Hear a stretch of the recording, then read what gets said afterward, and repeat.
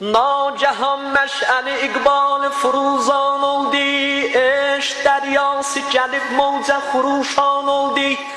Asılıp lemceye derman emayan oldu. Gördü bir yeldi uzun kollar var qəddi buland. Çininə quşeye əmmamət düşüb mesle kəmənd. Dolaşıb həlqəyə əbrulər zəncir kimi, toxanır kiprici. Əhli nəzərət hir kimi, qapının sərq eləyibdir, qabağın şir kimi. Zor ey səbri olub heyni təmaşada tamam, ehtiram ilə qoyub siniyə əl verdi səlam. Dedi mən aşıqı sərgəşdəyim Mevlayam ağa, neçə illərdir ki kəlbət dəri Zəhrayam ağa.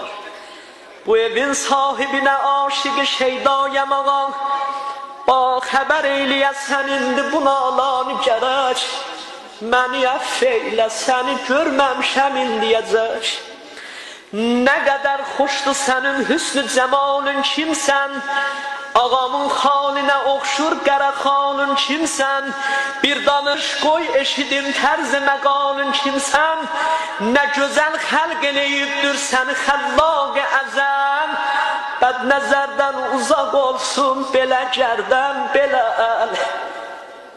Bəd nəzərdən uzaq olsun belə gərdən belə əl.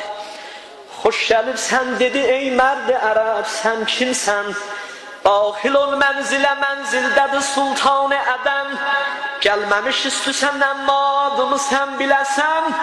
Nokər-i padişah-ı aliyə ənfasəm mən. Aşiqəm mən də ona sən kimi Əbbas.